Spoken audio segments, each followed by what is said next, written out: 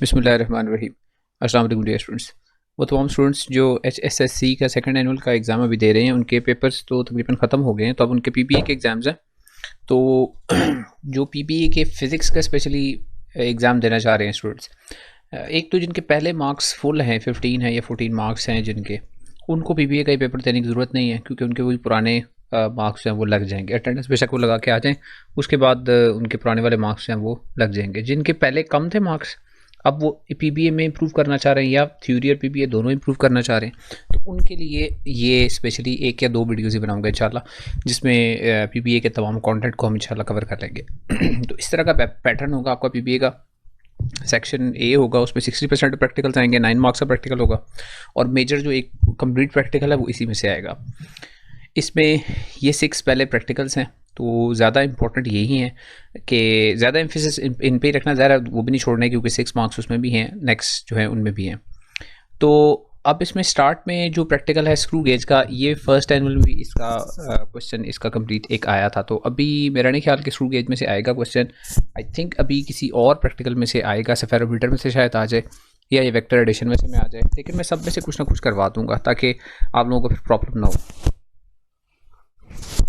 तो सबसे पहले स्क्रू गेज में परफॉर्म कैसे करते हैं, स्क्रू गेज से रीडिंग कैसे लेते हैं, उसके लिए मैं इस वीडियो के एंड में ना एंड स्क्रीन पे एक वीडियो अपनी लगा दूंगा, उसमें से आप बाद में देख लीजिएगा कि परफॉर्म कैसे करते हैं, रीडिंग कैसे लेते हैं, वहाँ से सारी इन्फो आपको मिल जाएगी, या डिस्क्रिप्शन में मैं लिंक पे लगा दूंगा, वहाँ से आपको मिल जाएगा।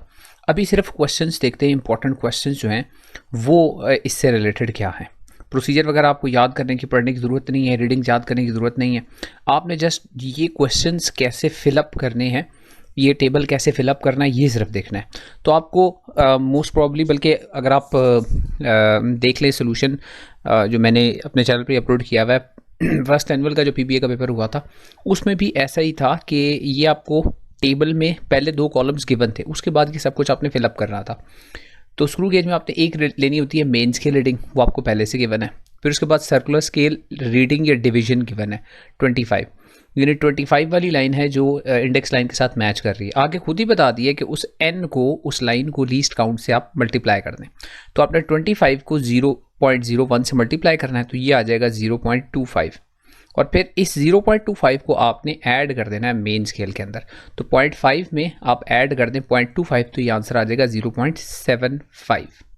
अब मोस्ट प्रोबेबली आपको एरर भी गिवन होगा क्वेश्चन में, बल्कि एरर यहाँ पर शायद गिवन है कि जब before measuring it is found that when two jaws of the screw gauge are brought together the 45th division coincides with the main scale reading. अब अगेन ये भी मैं पूरी डिटेल से बता चुका हूँ, एरर कैसे पॉजिटिव होता है कैसे नेगेटिव, वो आप उसी वीडियो में डिटेल से देख लीजिएगा। अभी सिर्फ ये बता दूँ कि ये इंडेक्स लाइन है, इसके साथ सर्कुलर स्केल की अगर लाइन नंबर 0 मैच कर रही हो तो एरर नहीं होता, लेकिन अभी वो बता रहे हैं कि यहाँ इंडेक्स लाइन के साथ लाइन नंबर 45 मैच कर रही, इसका मतलब है कि 0 यहाँ ऊपर है, कहीं यहाँ पर है।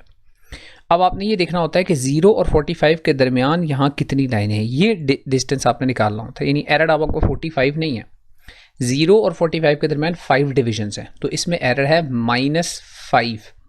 लेकिन जो भी एरर होगा, सर्कुलर स्केल की जो भी रीडिंग होगी, आपने उसको लीस्ट काउंट से मल्टीप्लाई ज़रूर करना है। तो इसको मैं मल्टीप्लाई करता हूँ, तो ये एरर आपका आ जाता है -0.05 मिलीमीटर, ये एरर आता है इस इंस्ट्रूमेंट में। तो अब ये आखिरी कॉलम में जो करेक्टेड रीडिंग है, इसका मतलब ये है कि जो आपने रीडिंग यहाँ पर ली है 0.75, इसमें से आपने अपना एरर सब्ट्रैक्ट कर देना। तो अगर मैं 0.75 है मेरा रीडिंग, 0.75 है, इसमें से माइनस कर देता हूँ -0.05, ये भी याद रख ले, एरर को हमेशा सब्ट्रैक्ट ही करना होता है, लेकिन ये दोनों नेगेटिव के साइंस को प्लस कर देंगे, तो 0.75 प्लस 0.05 हो जाएगा, तो इसका आंसर आ जाएगा 0.80 मिलीमीटर, ये आपकी रीडिंग आ जाएगी। तो complete the fraction reading, complete the observation, how will you apply the zero correction. तो आप जीरो करेक्शन अप्लाई कैसे करेंगे, add the zero error in observed reading, ये लिख दें या वो आप करके दिखा दें, दोनों बातें ठीक है। तो ये अगर आपको रीडिंग लेना आ गया और स्क्रू गेज का प्रैक्टिकल आ गया, तो आपके लिए बहुत आसान हो जाएगा, आप आसानी से इसको परफॉर्म कर सकते हैं। उसके बाद यहाँ पे डायग्राम है, थोड़ी सी डायग्राम वाज़ेह नहीं है, इसको मैं कोशिश करता हूँ थोड़ा सा जूम इन करूँ, ताकि आप लोग रीडिंग जो है वो ख़ुद भी देख के बता सकें कि रीडिंग इसकी कितनी है। अभी जितना पॉसिबल था मैंने जूम वैसे कर दिया, लेकिन रीडिंग वैसे बता देता हूँ कैसे लेनी। देखिए ये 5 है दरमियान में, 5 के बाद आपने याद रखना है नीचे वाली ये 5.5 होती है, फिर ये 6 होती है, फिर ये 6.5, 7, 7.5, 8, 8.5 और 9। अगर आपको ये 9 नज़र आ रहा है वाज़े तो 9, अगर ये नीचे वाली भी नज़र आ रही हो डायग्राम अगर क्लियर होगी तो 9.5 लेनी है आपने। यानी रीडिंग ऐसे चलती है, अगर पहली रीडिंग यू 0 है तो उसके बाद अगली रीडिंग 0.5 होगी, फिर 1 होगी, फिर 1.5 होगी, फिर 2 होगी, फिर 2.5, ऐसे चलेंगे। तो इसी हिसाब से यहाँ भी रीडिंग्स चल रही हैं। अगर आप देख सकें तो 5 के बाद 6, 7, 8, 9 और 9.5 भी आपको, बल्कि 9, चले इसको 9.5 ही मान लेते हैं अभी। अगर ये इमेज क्लियर होता तो हमें ज़रा रीडिंग क्लियर हो जाती, लेकिन चले for now we'll take it as 9.5 as the main scale reading. तो इसको मैं 9.5 लिख देता हूँ मेन स्केल रीडिंग को। उसके बाद इसके साथ इसका यूनिट लिखना है आपने, तो यूनिट मिलीमीटर में ही रीडिंग लेते हैं, स्क्रू गेज से रीडिंग मिलीमीटर में लेते हैं। वर्नियर कैलिपर से सेंटीमीटर मिलीमीटर दोनों आते हैं, लेकिन आपके कोर्स में नहीं है, इसमें रीडिंग मिलीमीटर में ही होगी। तो मिलीमीटर में 9.5 है। उसके बाद सर्कुलर स्केल रीडिंग, ये तो क्लियरली नज़र आ रहा है कि 15 वाली लाइन इंडेक्स लाइन के साथ मैच कर रही है, तो 15 है सर्कुलर स्केल रीडिंग। अब इसको आपने मल्टीप्लाई कर देना है 0.01 के साथ, तो आपका आंसर आएगा 0.15 मिलीमीटर, क्योंकि फ्रैक्शनल रीडिंग कहा गया। फ्रैक्शनल रीडिंग का मतलब मल्टीप्लाई करने के बाद जो आंसर आएगा वो लिखना है आपने।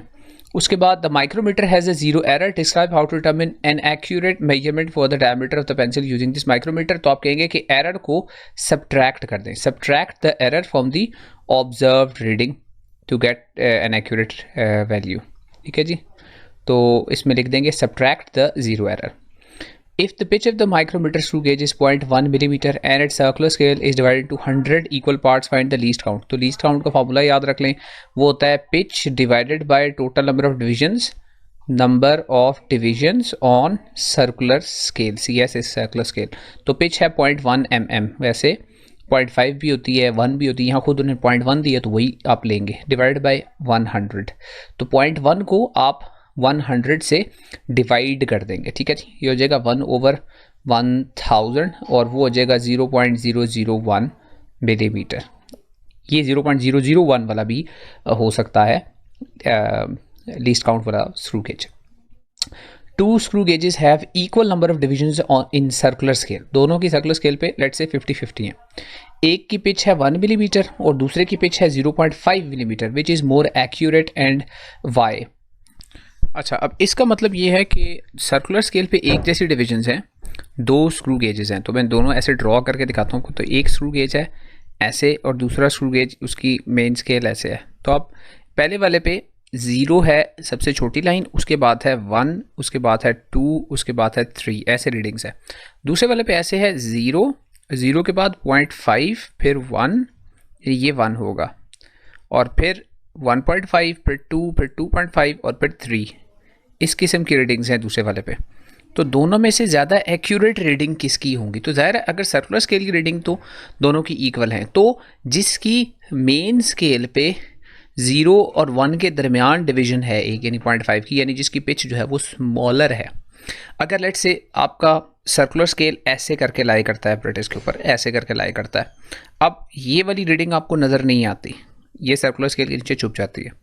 अब इस वाले इंस्ट्रूमेंट पे आप रीडिंग कहेंगे, मेन स्केल की रीडिंग कहेंगे 1 मिलीमीटर, लेकिन आपको पता है ये 1 से ज़्यादा है, इट इज़ ग्रेटर देन 1, 1.1 भी हो सकता है, 2, 3, 4 कुछ भी हो सकता है। अच्छा, यही अगर रीडिंग यहाँ पर हो और इस वाले इंस्ट्रूमेंट पे ऐसे करके सर्कुलर स्केल आ जाए जैसे इस वाले पे था, अब जिसकी पिच जो है वो 0.5 है, अब उस पर देखें आपको 1 के बाद 1.5 भी मेन स्केल नज़र आ रही है। तो इस पे मेन स्केल की रीडिंग आपको ज़्यादा डिटेल्ड, यानी डेसिबल के बाद एक और प्लेस तक नज़र आई है। तो लाजमी बात है जिसकी पिच जो है कम होगी, इसका मतलब ये है कि उसका लीस्ट काउंट भी कम होगा और उसकी रीडिंग ज़्यादा एक्यूरेट होगी। तो आप ये बताएंगे the one which has 0.5 mm pitch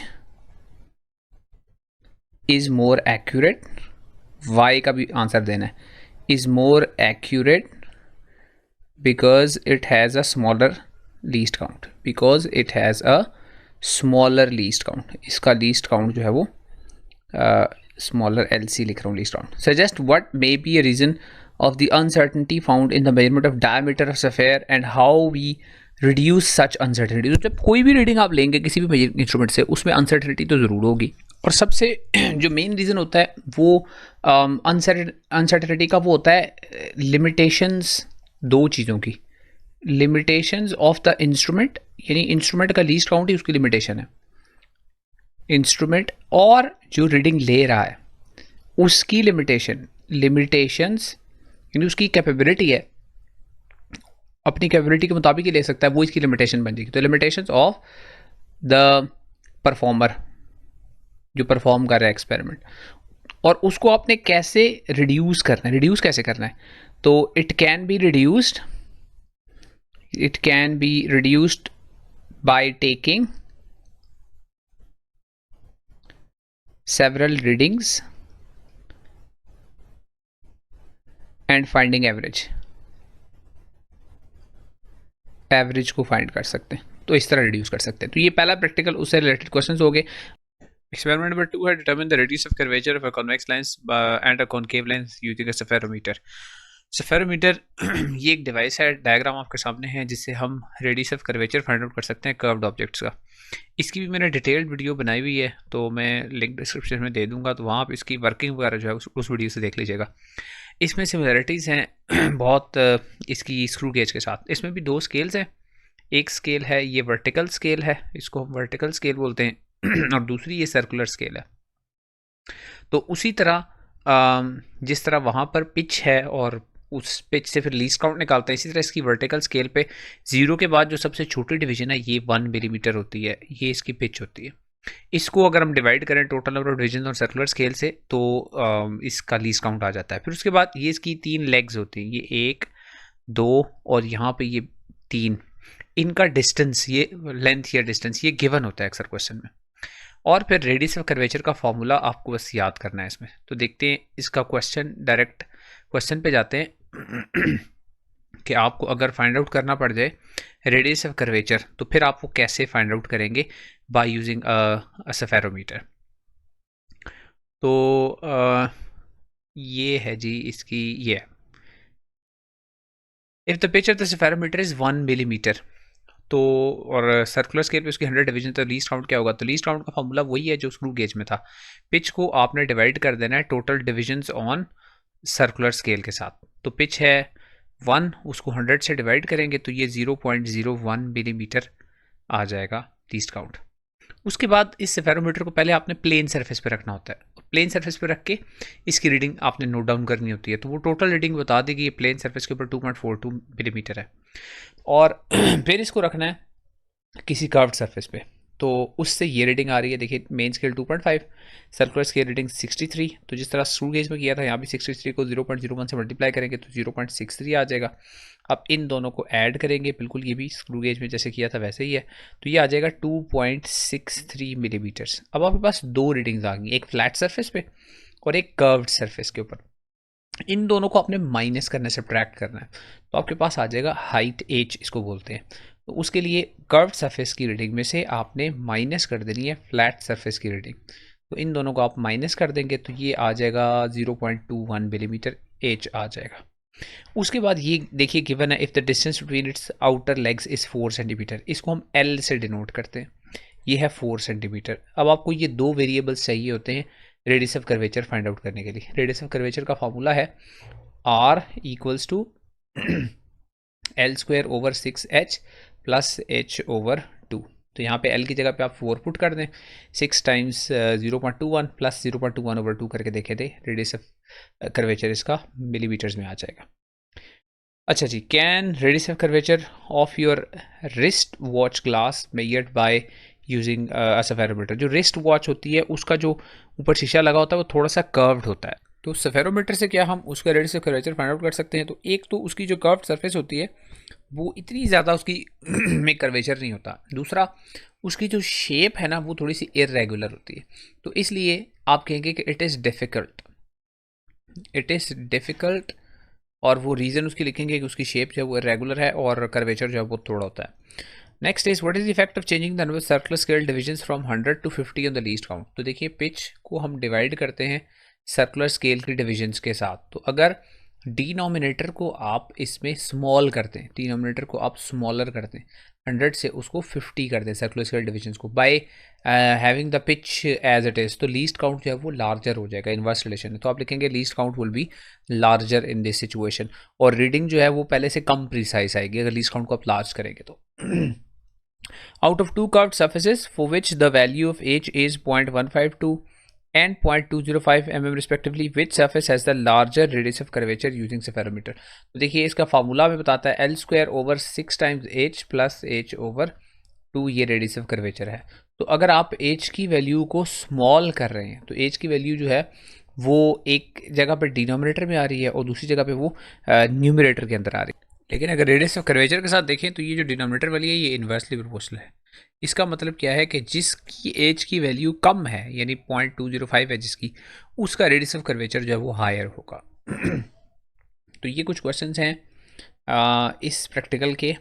बाकी कुछ प्रैक्टिस अगेन जो वीडियो मैंने दूसरी बनाई है उसमें है, वो वहाँ से आप डिटेल में देख लेंगे। अब चलते हैं एक्सपेरिमेंट नंबर 3 की तरफ। Determine the weight of object by vector addition of forces. तो ये ऑपरेटर्स हम यूज़ करते हैं, इसको हम ग्रेविसेंट ऑपरेटर्स बोलते हैं। बस ग्रेविसेंट ऑपरेटर्स में देखिए कि 2 पुलीज़ हैं, इन पुलीज़ के ऊपर से थ्रेड पास ओवर करके आपने 2 वेट्स हैंग किए हैं। एक तरफ एक वेट हैंग किया है और दूसरी तरफ दूसरा वेट हैंग किया है, और ज़ाहिर है इन वेट्स को आपस में आपने कनेक्ट करना था, तो यहाँ से आपने एक थ्रेड लिया, इससे आपने इन दोनों को कनेक्ट भी कर दिया। अब ये दोनों चूँकि डाउनवर्ड्स पुल कर रही थी तो थ्रेड ऊपर चला जाता। बैलेंस करने के लिए आपने दरमियान में भी एक वेट यहाँ पे हैंग कर दिया। तो ये जो साइड पे है इसको हम F1 कह देंगे, इस साइड पे F2, और ये वाला इसको अननोन बोल देंगे, ये F3 होगा। आपने इस F3 की वैल्यू फाइंड आउट करनी होगी। तो इसकी हम वेक्टर एडिशन से फाइंड आउट करेंगे। नीचे क्वेश्चन की तरफ चलते हैं। तो क्वेश्चन में देखिए आपको गिवन होगी ये डायग्राम, और डायग्राम के बाद आपको फोर्सेस और एंगल्स गिवन होंगे। तो अगर आपको फोर्सेस भी गिवन हो, एंगल्स भी गिवन हो, तो आप फाइंड आउट कर सकते हैं। तो देखिए यहाँ पर है F1 गिवन है आपको 120 न्यूटन, यानी इस साइड पे ये जो फोर्स है F1 है ये 120 न्यूटन है। इस साइड पे जो फोर्स है ये है F2, ये भी आपको गिवन है 195। और ये कितने एंगल के ऊपर है? अरे देखें ये जो फोर्सेस हैं डाउनवर्ड्स, इनकी वजह से ये जो थ्रेड यूज़ हुआ है इस थ्रेड के अंदर हो रही है टेंशन प्रोड्यूस। तो हर फोर्स की वजह से एक टेंशन प्रोड्यूस हो रही है। अब वो जो टेंशन है उसकी वैल्यू उतनी ही होगी जितनी वो फोर्स है। यानी अगर लेफ्ट साइड पे फोर्स है डाउनवर्ड्स 120 न्यूटन, तो टेंशन कितनी प्रोड्यूस होगी? टेंशन भी 120 न्यूटन होगी। इसी तरह राइट साइड पे अगर फोर्स है 195 न्यूटन, तो टेंशन भी प्रोड्यूस होगी 195 न्यूटन। तो 2 टेंशन के वेक्टर्स हो जाएंगे। अब वो सिर्फ टेंशन के वेक्टर्स में ड्रॉ कर देता हूँ ताकि क्लियर हो जाए बात, कि साइड पे एक टेंशन का वेक्टर, फिर उसके बाद दूसरा टेंशन का वेक्टर, ये दोनों वेक्टर्स ड्रॉ हो गए। इन वेक्टर्स का अगर मैं सम कर दूं, इनका रिजल्टेंट फाइंड करूं, तो वो रिजल्टेंट ये जो नीचे डाउनवर्ड्स F3 है इसके इक्वल आएगा। हमने F3 की वैल्यू जो है वो फाइंड आउट करनी है। अब ये जो टेंशन है इसके ये हॉरिजॉन्टल के साथ एक एंगल बना रही हैं दोनों टेंशन्स। वो एंगल हमें क्वेश्चन में गिवन है 35 और 60 डिग्री। तो इधर वाला 35 है और इधर वाला 60 डिग्री है। अब क्या हो रहा है, ये जब एक फोर्स किसी एंगल के ऊपर होती है तो उसके 2 कंपोनेंट्स होते हैं, एक एक्स कंपोनेंट है दूसरा वाई कंपोनेंट। तो ये एक्स कंपोनेंट है इधर वाली फोर्स का, और ये एक्स कंपोनेंट है दूसरी वाली F2 वाली फोर्स का। अब दोनों एक्स कंपोनेंट एक दूसरे के इक्वल और ऑपोजिट होंगे, लिहाजा जो समेशन Fx है, सम ऑफ द एक्स कंपोनेंट्स है, वो 0 होगा। दोनों एक्स कंपोनेंट्स एक दूसरे के इक्वल होने की वजह से। तो पीछे रह गए सिर्फ वाई कंपोनेंट्स। एक फोर्स का भी वाई कंपोनेंट, इस वाली फोर्स का भी वाई कंपोनेंट होगा, और इस वाली फोर्स का भी वाई कंपोनेंट होगा। अब ये जो वाई कंपोनेंट्स हैं, एक्स कंपोनेंट्स को मैं बल्कि रिमूव ही कर देता हूँ। देखिए अब हमारे पास टोटल फोर्सेस कितनी रह गई? 3 फोर्सेस रह गई, 2 अपवर्ड्स और 1 डाउनवर्ड्स। तो बेसिकली जो वाई कंपोनेंट्स हैं दोनों, इन दोनों का अगर मैं सम कर दूँ तो वो नीचे वाले F3 के इक्वल आएंगे। वाई कंपोनेंट किसी भी फोर्स का कैसे निकालते हैं? Fy निकालने के लिए आपको फोर्स को साइन थीटा के साथ मल्टीप्लाई करना होता है। तो लेफ्ट साइड पे जो फोर्स है वो है 120 न्यूटन, तो आपने करना है 120 और उसको साइन ऑफ 35 डिग्री के साथ मल्टीप्लाई कर देना। इसी तरह राइट साइड पे जो फोर्स है उसका उसको साइन थीटा से मल्टीप्लाई करना है। तो राइट साइड पे जो फोर्स है वो है 195 न्यूटन, ये 195 न्यूटन है। तो आपने 195 को मल्टीप्लाई करना है साइन 60 डिग्री से। ये दोनों आ जाएंगे आंसर्स आपके, इन दोनों को आपने प्लस करना है तो आपका इधर F3 का वो आंसर आ जाएगा। नीचे क्वेश्चंस देखते हैं। Pulleys introduce a possible source of error because of their possible friction given that they are a source of error why are the pulleys used at all. अगर पुली यूज नहीं करेंगे तो फिर क्या होगा ये देखना पड़ेगा। तो पुलिस बेसिकली आप पुलिस की पोजीशन को चेंज कर सकते हैं। तो पुलिस की अगर मैं पोजीशन को चेंज करूं तो ये जो वेक्टर हैं अगर पुलिस स्लो हो जाए तो ज़ाहिर है वेक्टर्स भी ऐसे बनेंगे कि इनका एंगल, इनके दरमियान जो एंगल बन रहा है वो चेंज हो जाएगा। तो पुलिस क्या कर सकती हैं, pulleys can change, pulleys help to change the angle between forces, the angle between forces easily, between vectors easily, आसानी से करने देते थे। नेक्स्ट आगे, to determine the force acting on each mass it was assumed that g is 9.8 meters per second square. The value of g at the place where the experiment is formed may be slightly different. State what effect, if any, it would be on the percentage error calculated on the comparisons. To test your answer to the question, leave g as a symbol in the calculation of the percentage error. अच्छा, जो percentage error होता है ना वो कैसे उसको लिखते हैं। जो परसेंटेज एरर के लिए आपने लिखना होता है डिफरेंस दो वैल्यूज़ का।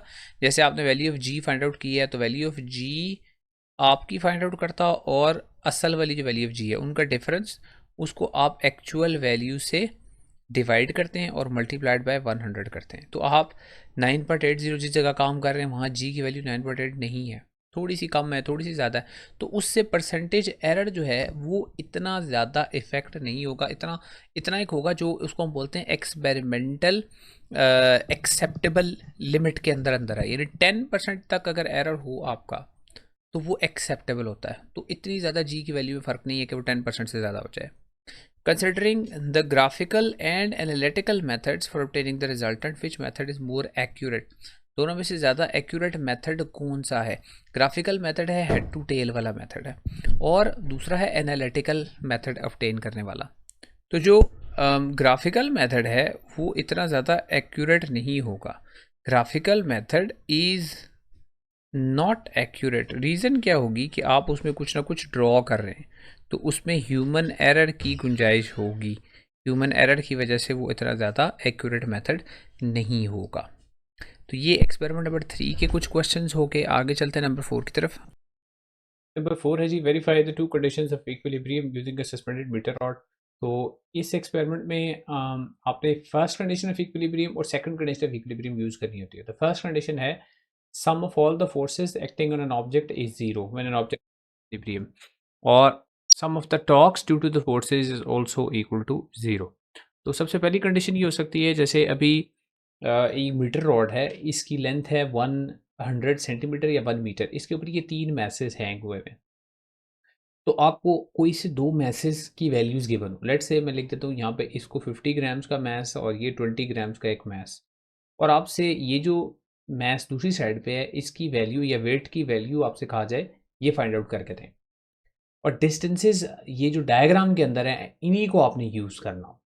तो देखें, सबसे पहले तो आपने ये याद रखना है कि torque force multiplied by moment arm होता है, एफ इंटू आर या एफ इंटू डी कहते हैं। तो अगर 3 फोर्सेस हैं हमारे पास, 3 वेट्स हैं, तो 3 ही टॉर्क्स भी होंगे। तो राइट साइड पे देखें, ये वाली फोर्स डाउनवर्ड्स, ये वाली फोर्स डाउनवर्ड्स, इन दोनों की वजह से 2 टॉर्क्स, और इधर एक फोर्स है डाउनवर्ड्स इसका वेट, इसकी वजह से ये भी टॉर्क होगी। तो जो राइट साइड पे टॉर्क है वो कैलकुलेट कैसे करेंगे उसको, जो लेफ्ट साइड वाली टॉर्क है, जो एंटी क्लॉकवाइज टॉर्क है, उसको हम लिखेंगे एंटी क्लॉकवाइज टॉर्क को, जो अननोन वेट है उसको डिस्टेंस या मोमेंट आर्म से मल्टीप्लाई करेंगे, जो ए से लेकर जी तक डिस्टेंस है इसके साथ मल्टीप्लाई करेंगे। अब अगर सेंटर ऑफ ग्रेविटी इसका 50 सेंटीमीटर के ऊपर है, यानी बैलेंस ये 50 सेंटीमीटर पर हुआ है, और ये जो मैस हैंग हुआ है इस वक्त ये तकरीबन 24 सेंटीमीटर पे हुआ है, तो आपने 50 माइनस 24 करना है, 50 में से 24 को माइनस करना है, तो 26 सेंटीमीटर ये इसका मोमेंट आर्म है। तो W1 को आपने 26 के साथ मल्टीप्लाई कर देना है, तो लेफ्ट हैंड साइड की टॉर्क आ जाएगी। ज़ाहिर है W1 की वैल्यू तो हमें नहीं पता, तो ऐसे ही लिख देंगे। दूसरी साइड पे भी ऐसे ही होगा, देखें जो 50 ग्राम्स का मैस है इसका वेट क्या होगा, इसका वेट है 0.50 न्यूटन, तो आपने 0.50 को मल्टीप्लाई कर देना है उसके डिस्टेंस के साथ जो सेंटर से है, ये बी से जी तक का डिस्टेंस। तो इसकी अभी पोजीशन है 66, तो 50 से 66 तक 16 सेंटीमीटर बनते हैं, तो 0.50 इंटू 16 सेंटीमीटर आ जाएगा। इसी तरह जो तीसरा मैच मैंने एज्यूम किया है 20 ग्राम्स है, उसका वेट होगा 0.20 न्यूटन, उसको आपने उसके मोमेंट आर्म से मल्टीप्लाई करना है, उसका मोमेंट आर्म जी से लेकर सी तक ये डिस्टेंस होगा। इस मोमेंट आर्म की वैल्यू बनती है, ये 84 पे है ऑलमोस्ट, तो 84 माइनस 50 करेंगे, 84 में से 50 को माइनस करेंगे तो ये 34 आ जाएगा। तो इसको 34 के साथ मल्टीप्लाई कर देंगे। अब चूंकि राइट साइड पे दो टॉर्क्स हैं, तो इन दोनों का सम जो है वो इक्वल है लेफ्ट साइड की टॉर्क के, यानी torque 1 is equal to the sum of torque 2 and torque 3। इस कंडीशन के मुताबिक अब हम इसको सॉल्व कर सकते हैं। अब W1 मल्टीप्लाई बाय 26 है, तो इस 26 को हम दूसरी साइड पे मूव करेंगे, और दूसरी साइड पे जो 0.50 इंटू 16 है, इसका आंसर तो आ जाएगा जी 8, और प्लस करेंगे 34 इंटू 0.20, ये 17 आ जाए, नहीं 17 नहीं सॉरी, ये आ जाएगा 34 टाइम्स 0.20 इज 6.8, तो 6.8 और 8 को आपने प्लस करना है और वहाँ से 26 इधर ला के डिवाइड करना है, ये आपको W1 की वैल्यू मिल जाएगी। तो ये अभी मैं कर लेता हूँ, इसमें 8 प्लस कर लें, 14.8 हो गया, 14.8 को मैं डिवाइड करता हूँ 26 से, तो आई गेट 0.569 या 0.57 न्यूटन वेट आ गया। ये जो अननोन था ये वेट मैंने पता लग गया मुझे। तो एक ये न्यूमेरिकल है, एक थोड़ा सा डिफरेंट है, जल्दी से वो भी बता देता हूँ आपको। अच्छा, दूसरी कंडीशन ये हो सकती है कि आपको इस तरह की एक सिचुएशन मिले कि जिसमें आपको ये दो मैसेज हैं, उसी तरह मीटर रॉड के ऊपर बैलेंस है, दरमियान में पिवट है। अब यहाँ पर आपको ये जो लोड हैं दोनों बता दिए गए हैं कि लोड एक P है 1 न्यूटन और Q है 0.80 न्यूटन, दोनों वैल्यूज़ आपको पता है, तो P की जगह पे 1 न्यूटन लिखते हैं और Q की जगह पे 0.80 न्यूटन लिखते हैं, और इनका डिस्टेंस है x और y फ्रॉम द पिवट, और यही मोमेंट आर्म्स भी कहलाएंगे, सारी बात है। अब अगर पिवट है 45 सेंटीमीटर मार्क के ऊपर और P है 5 सेंटीमीटर मार्क के ऊपर, तो दोनों के दरमियान जो डिस्टेंस है यानी x है वो कैसे निकलेगा, 45 में से 5 को माइनस करेंगे तो x की वैल्यू आ जाएगी 40 सेंटीमीटर। सिमिलरली जो Q है वो प्लेस हुआ है y distance from the pivot, लेकिन इसकी वैल्यू नहीं given. The distance y between the centre of Q to the pivot हमें पता नहीं है। अच्छा, placing the load P at 10 centimetre. अच्छा, इसके बाद उन्होंने क्या किया है कि डिफरेंट डिस्टेंसेस पे प्लेस किया है P को, और फिर बैलेंस करने के लिए Q को ज़ाहिर मूव किया है। तो यहाँ पे डिस्टेंसेस आपको नीचे इस टेबल के अंदर गिवन है, आपने पोजीशन चेंज करते जाना है P की और उससे x कैलकुलेट करते चले जाना है नीचे, यानी लिखा हुआ है, यानी हमने कैलकुलेट नहीं करना। आगे आपने A फाइंड आउट करना है by multiplying P with x, तो P की वैल्यू 1 न्यूटन है, 1 न्यूटन को x के साथ मल्टीप्लाई करें तो 1 को 40 से मल्टीप्लाई करेंगे, यहाँ 40 आ जाएगा, 1 को 35 से करेंगे 35 एंड सो ऑन, यही कॉलम सारा आपने उठा के यहाँ पे लिख देना है। Similarly B is equal to q by, तो y की वैल्यूज को आपने q से मल्टीप्लाई करना, नहीं 0.80 से मल्टीप्लाई करता चले मल्टीप्लाई करते चले जाना है। 42.5 को आपने 0.80 से मल्टीप्लाई करना है, इसे 36 को पॉइंट एंड सो ऑन, ये सारी वैल्यूज कैलकुलेट करके आपने यहाँ पे लिख देनी है। तो आपने एक एक नंबर का यही काम है कि इनको कंप्लीट करके यहाँ पे लिखना है, और फिर बहुत इंपॉर्टेंट आपने ग्राफ ड्रॉ करना है। ग्राफ ड्रॉ करना है, और ग्राफ में आपने क्या करना है कि A को y एक्सिस पे रखना है और B को x एक्सिस पे, ये जो A और B की वैल्यूज हैं इनको y और x एक्सिस पे रखना है। अब जब आप ग्राफ ड्रॉ करेंगे इन वैल्यूज के मुताबिक, तो आपका ग्राफ ओरिजिन से पास नहीं होगा, आपका ग्राफ तकरीबन ऐसे होगा, इस तरह यू मूव करके ऐसे जा रहा होगा। अब इस ग्राफ में आपने फाइंड आउट करना है, यहाँ पे लिखा भी होगा y इंटरसेप्ट होगा, y इंटरसेप्ट फाइंड आउट करना होगा। तो देखें, using the graph determine the vertical intercept, y intercept the value of a when b is 0, ये वाली वैल्यू आपने फाइंड आउट करनी है। तो ज़ाहिर है ग्राफ के ऊपर आपने स्केल लिखी भी होगी, तो स्केल के मुताबिक ही वैल्यू, लेट्स से ये 1 बिग बॉक्स आपने लिखा 1, ये 2, ये 3, ये 4 ऐसे लिखा, तो ये 1 से 2 पॉइंट्स नीचे है, तो ये y इंटरसेप्ट इसका लेट्स से 0.8 आ जाता है। तो अब इस y की वैल्यू को यूज करते हुए आप वेट फाइंड आउट करेंगे, weight is y over z where z is 5 centimetre. तो यहाँ पर जो भी वैल्यू आएगी उसको आपने 5 सेंटीमीटर से डिवाइड करना है तो अननोन वेट आ जाएगा।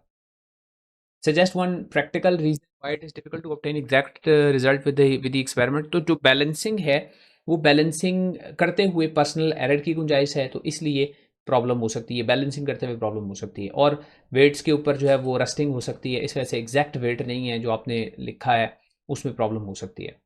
The student uses an accurate electronic balance to obtain the second value of the weight of the metre rule. Weight obtained by the balance is 1.24 Newton. Stated justify whether the two values for the weight agree within the limits of experimental accuracy. Limit of experimental accuracy होती है जी 10%। अगर actual value और आपकी measured value, ये दो values हैं, इनके दरमियान आपने निकाल लिया डिफरेंस, एक्चुअल में से मेजर्ड को माइनस कर दिया और उसको डिवाइड कर दिया आपने एक्चुअल वैल्यू से और मल्टीप्लाइड बाय 100 कर दिया, तो आपको मिल जाएगी परसेंटेज डिफरेंस। ये अगर विद इन 10% है तो आपका एक्सपेरिमेंटल एक्यूरेसी के अंदर वैल्यू लाई करती है, वरना नहीं करती। तो यहाँ जो W आपने कैलकुलेट किया होगा, इस W को माइनस कर दें एक्चुअल 1.24 में से और एक्चुअल यानी 1.24 से डिवाइड करें और 100 से मल्टीप्लाई कर दें। अगर आपका आंसर 10% के अंदर अंदर है तो इसका मतलब है ठीक है, वरना ये आंसर एक्सेप्टेबल। तो ये हो गए जी आपके जो पहले 4 प्रैक्टिकल्स हैं, उससे रिलेटेड कुछ क्वेश्चंस मैंने बता दिए हैं। आई थिंक इतना काफ़ी है, वीडियो और ज़्यादा लेंथी ना हो जाए। अभी आपकी स्क्रीन पे सामने ये फर्स्ट एनुअल का जो पेपर हुआ था PBA का, उसका सोल्यूशन की वीडियो आ रही है, इसको भी साथ देख लीजिएगा। और इसके साथ ही मैंने अटैच कर दी है अभी स्क्रू गेज वाली वीडियो, तो ये दोनों वीडियोस आपने देख लेनी है। इंशाल्लाह ये भी आपके लिए हेल्पफुल होंगे। नेक्स्ट वीडियो में इंशाल्लाह अगले कुछ प्रैक्टिकल्स को कवर करेंगे। सी यू इन दैट वीडियो इंशाल्लाह।